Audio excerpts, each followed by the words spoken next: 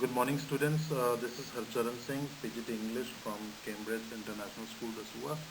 And I hope you all are fit, fine, and healthy at your homes. You all are welcome to the e-learning portal of CIS Dasua. Students, as you know, we are reading the second book, that is Supplementary Reader Snapshots, and it has been published by NCRT.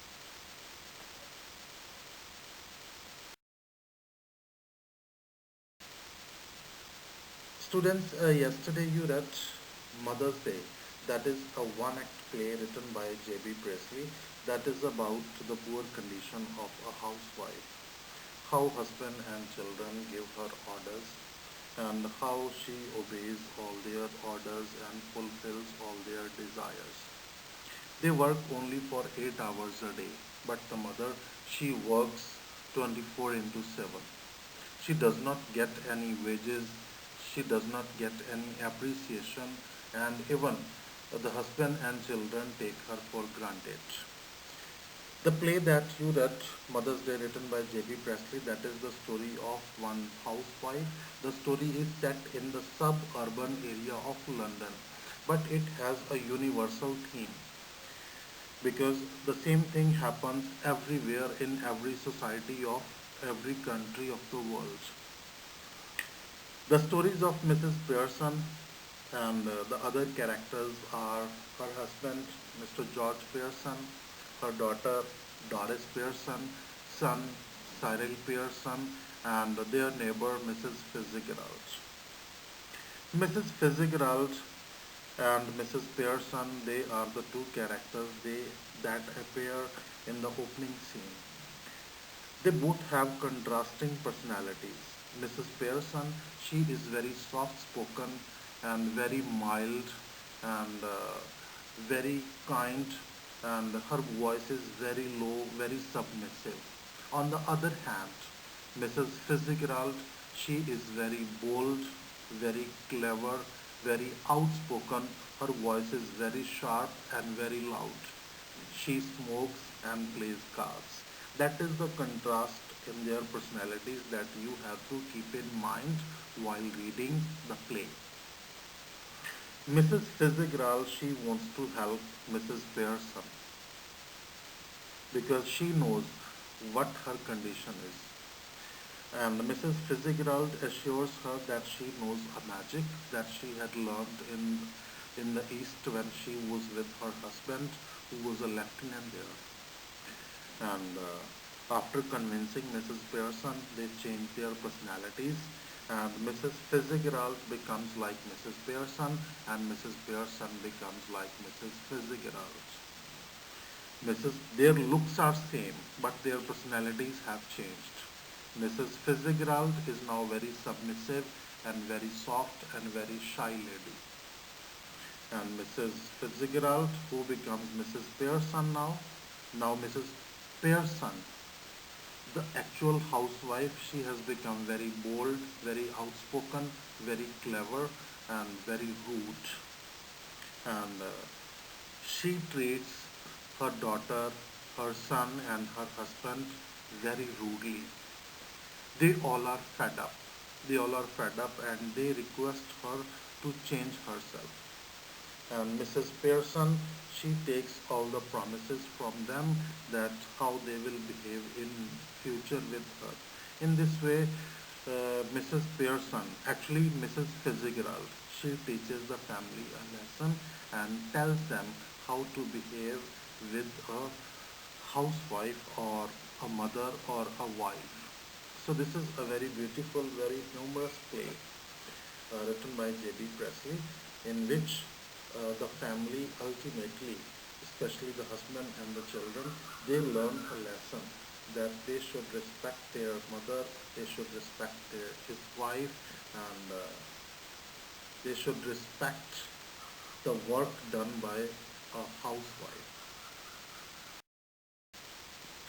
Okay, students, the next chapter, that is chapter 6, we are going to start, is the Ghat of the Only World.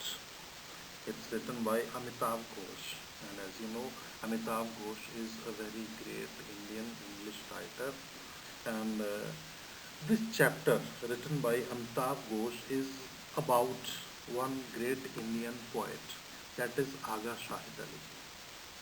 This chapter actually is a promise fulfilled by a friend.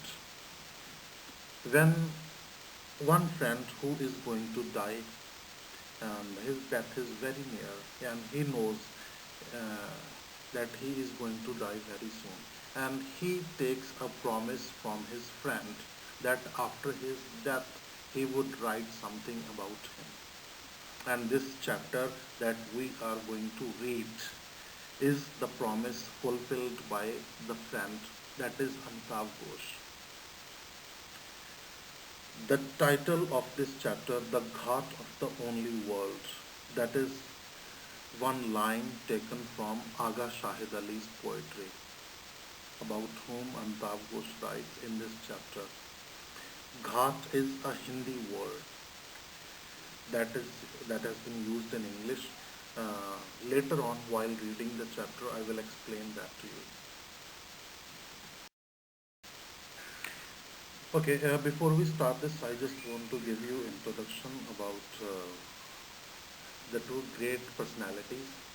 One is Aga Shahid Ali, about whom the chapter has been written, and the second one is Amitav Ghosh, who wrote the chapter. Aga Shahid Ali, he was born on February 4 in 1949 and died on 8th December in 2001.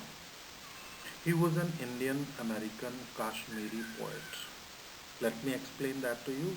He was born in India in Kashmir, but he lived in America and he even died there. So he was an Indian American poet who was born in Kashmir. And such people, such writers, they are called Indian diasporas.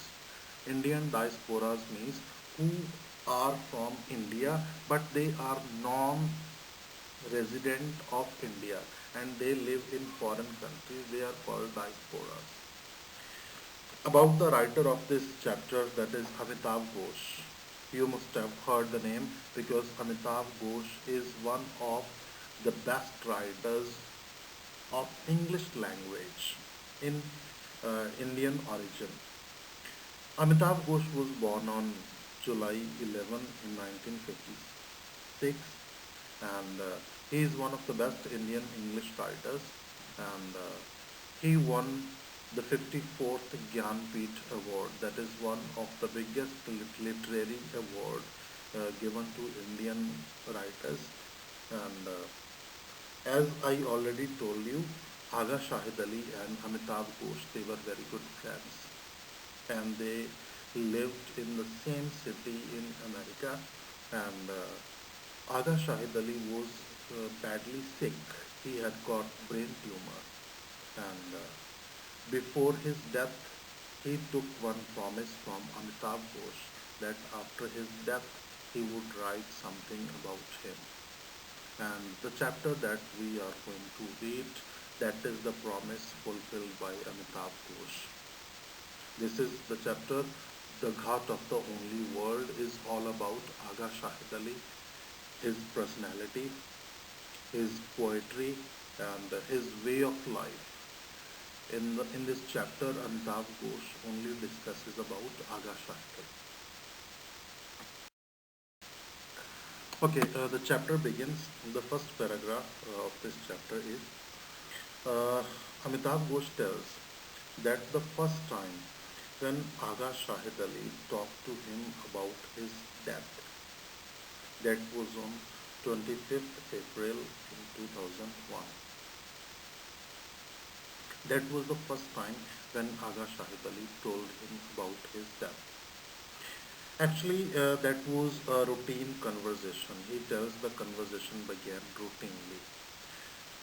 Amitav Ghosh had made a telephone call to Aga Shahid Ali to remind him that they had been invited to a friend's house for lunch.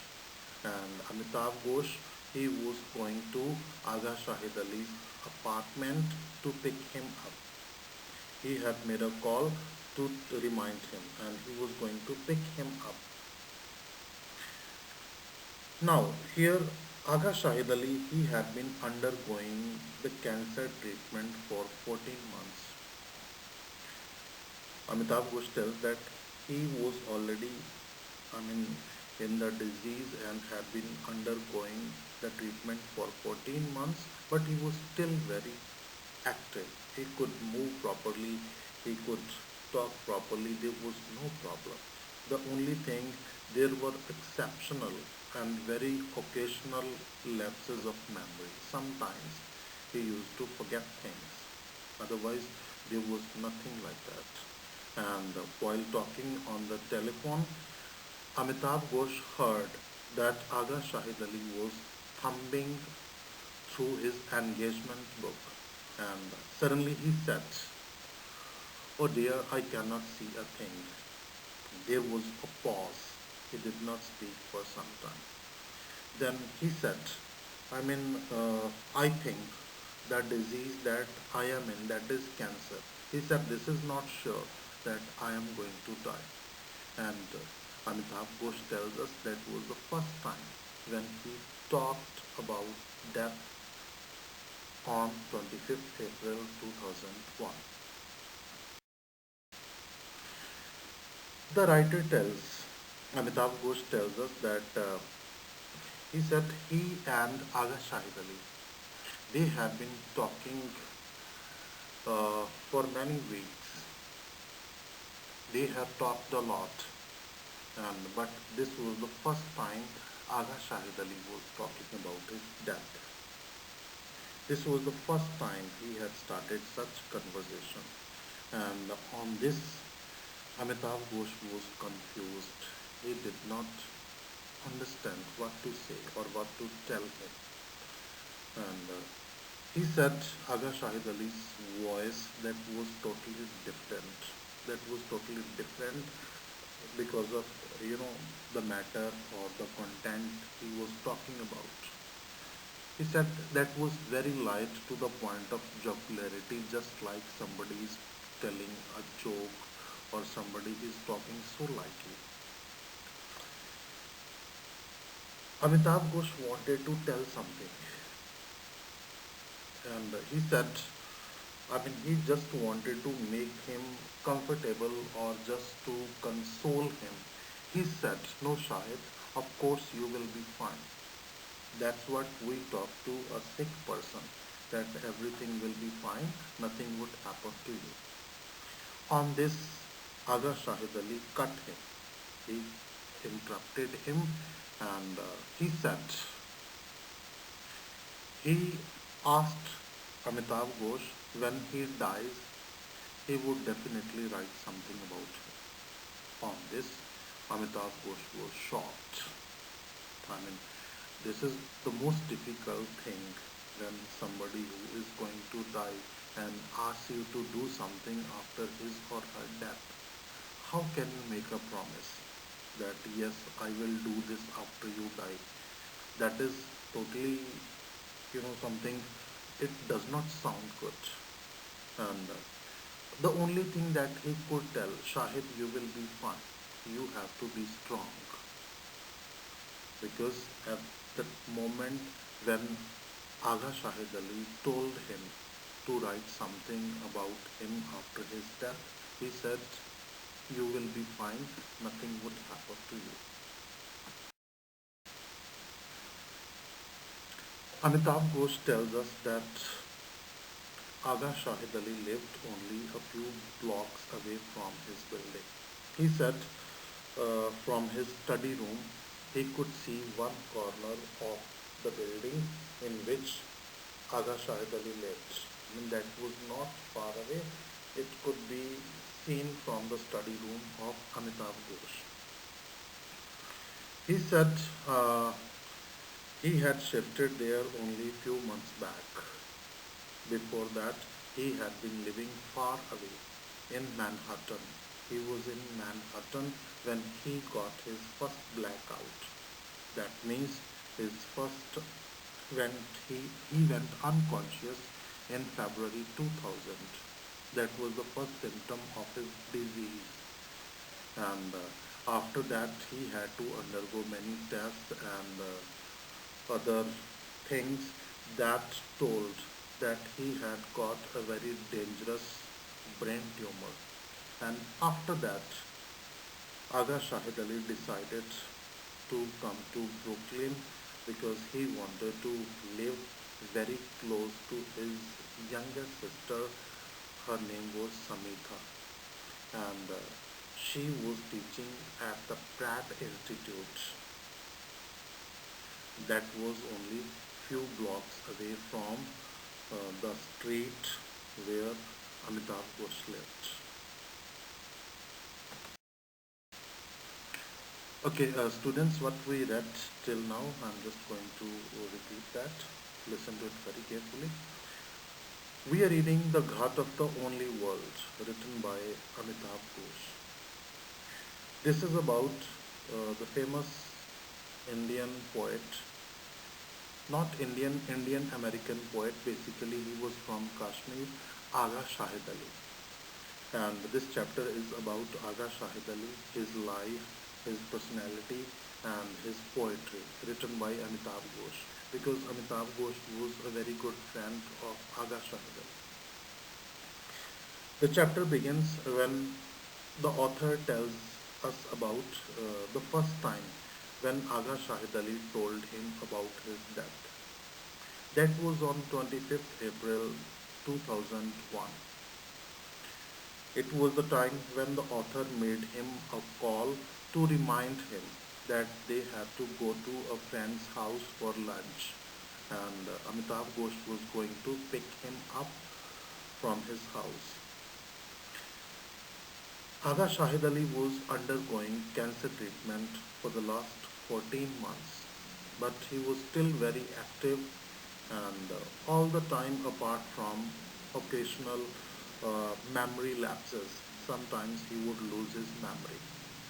For example, the conversation that day began normally, but the author could hear him saying that he does not recall anything and heard him thumbing through his engagement book.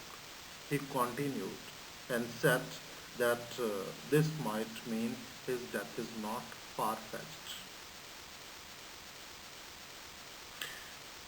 Amitav Ghosh tells that this was the first time Aga Shahid Ali talked about his death, though they had been talking for many weeks. They were regularly talking and they were in contact with each other for a long time. Aga Shahid Ali mentioned it in a very light way. He was not completely believing the possibility of it. Amitav Ghosh did not, at the moment, could not understand what to say. But the only thing that he could say is that you would be fine. That is the only thing we can tell a sick person to console him or her, that everything would be fine. And on this, Aga Shahid Ali replied, and he told that to write something about him when he dies. On this, the author Amitav Ghosh was very much shocked. He could not understand what to answer. The only thing that he could tell is uh, that everything would be fine and he would be soon well.